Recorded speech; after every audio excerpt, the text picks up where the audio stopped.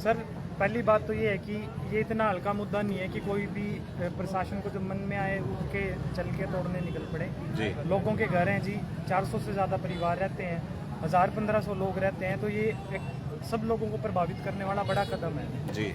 और जैसे ही अधिकारी आएंगे हम उनके सामने भी अपनी बात रखेंगे। मैंने पहले भी पूरी बात समझाई थी, बाकी के मीडिया के साथियों को मैं आपके माध्यम से दोबारा उन तक बात पहुँचाता हूँ कि ऐसा है जी, जब इन लोगों को रहते हुए यहाँ पे 20 साल ऑलरेडी हो चुके थे जी।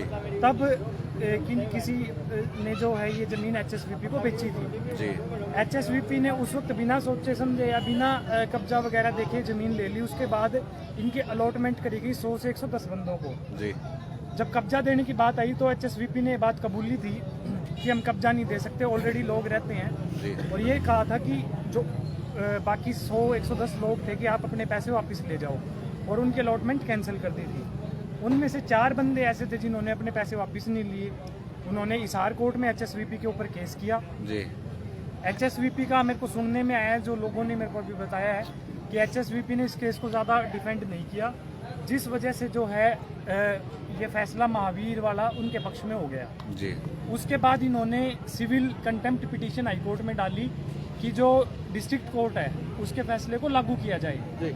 जबकि महावीर वाला जो फैसला, जो हिसार का निचली अदालत का फैसला था, उसमें भी यहाँ के स्थानीय लोग जिनकी रिहाइश थी, जिनका कब्जा था, उसको पार्टी नहीं बनाया गया एक भी व्यक्ति को। इन लोगों को ये बात पता ही नहीं थी कि कोर्ट में केस चल रहा है, जबकि इनको पार्टी बनाया जाना चाहिए था सिविल प्रोसीजर कोड के हिसाब से। ऑर्डर 1 रूल 10 के हिसाब से इन लोगों को नेसेसरी पार्टी बनाना बहुत ज़रूरी था, नहीं तो ये सूट ही फेल हो जाता है। ये इतना बड़ा ग्राउंड है। ये बात ना कि कंटेम्प्ट पिटीशन में न्यायालय के सामने रखी गई, तो इसलिए उन्होंने ये देखते हुए कि अधिकारी जो है निचली अदालत के फैसले को लागू नहीं कर रहे, इसलिए उन्होंने ऑर्डर कर दिया। अभी तक इन लोगों का पक्ष एक भी बार न्यायालय के सामने नहीं रखा गया। आज हम अधिकारियों से यहाँ पे इकट्ठा इसीलिए हुए हैं कि हम अधिकारियों से ये बात बोलेंगे, उनके सामने अपना पक्ष रखेंगे कि हमें इतना टाइम दिया जाए, क्योंकि जो CA साहब हैं जिनको हाई कोर्ट ने पेश होने का ऑर्डर किया है, उनके पास 20 अप्रैल तक का समय है। उससे पहले हम महावीर वाले फैसले को चैलेंज करेंगे जी। और उसके बाद हम जो कंटेम्प्ट पिटीशन जो है उस पर हम स्टे मांगेंगे। अगर सिंगल जज से हमें मिल जाता है, जो ऑनरेबल जस्टिस हरप्रीत कौर जी का जजमेंट है, उस पर अगर वो हमें स्टे दे देते हैं तो हमारे लिए वेल एंड गुड है। नहीं तो फिर हम DV के सामने उसको चैलेंज करेंगे जी एक बार कि हमें हमारा पक्ष ज़रूर सुना जाए, क्योंकि बिना पक्ष सुने ये जो फैसला न्यायालय तक पहुंचाया गया, इनका पक्ष ही नहीं सुना गया, तो ये अधूरे पक्ष की बातें रखी गई हैं, जिसकी वजह से ये इतने सारे लोग प्रभावित हो रहे हैं। तो इनका पक्ष रखा जाना इतने बड़ी तादाद में बहुत ज़रूरी है। उसके अलावा हम जो जिन 4 भाइयों का जो भी कंसर्न है, हम उनके साथ भी बातचीत करेंगे कि उनको भी हक मिले, उनका जो जायज़ हक बनता है। तो यहाँ पे कोई ऐसे नटोरियस या धक्का करने वाले लोग बिल्कुल नहीं है। हम शराफत से अपनी बात रखने के लिए इकट्ठा हुए हैं और हम प्रशासन से रिक्वेस्ट करेंगे और उनके साथ पूरा सहयोग करेंगे। तो अभी प्रशासन के जो अधिकारी हैं वो पहुंचे हैं यहाँ पर, जैसे पुलिस फोर्स तो देख पा रहे हैं मतलब पहुंची हुई है तो... अभी सर जो ड्यूटी मजिस्ट्रेट जो नियुक्त हुए हैं, राम प्रसाद जी हुए हैं शायद, वो लोग अभी तक यहाँ पे नहीं पहुंचे हैं। वो एक बार पहुंचते हैं तो हम उनके सामने जो भी हमारे सारे मुद्दे हम रखेंगे।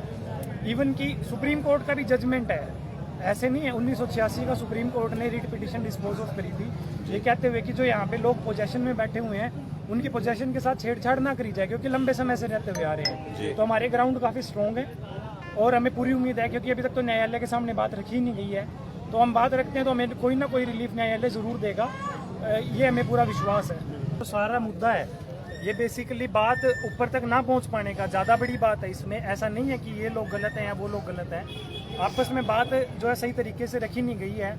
और एक बार बात अच्छे तरीके से रख दी जाएगी तो मेरे को पूरा विश्वास है हमारी न्याय व्यवस्था के ऊपर कि कोई ना कोई रिलीफ इनको ज़रूर दिया जाएगा। ये इतना छोटा मैटर नहीं है कि इतने सारे लोग इतने लंबे समय से रहते हुए आ रहे हैं। लगभग 70 सालों से जो है इन्होंने अपना एक तिनका जोड़ करके आशियाना बनाया था। बिल्कुल। वो आज उजड़ने की कगार पर है। नहीं, हमें ऐसा जी, मेरे को तो देखो विश्वास ऐसे है कि हम जो भी अधिकारी उनके सामने अपनी बात रखेंगे तो वो इतनी जल्दी इतना बड़ा एक्शन नहीं लेंगे।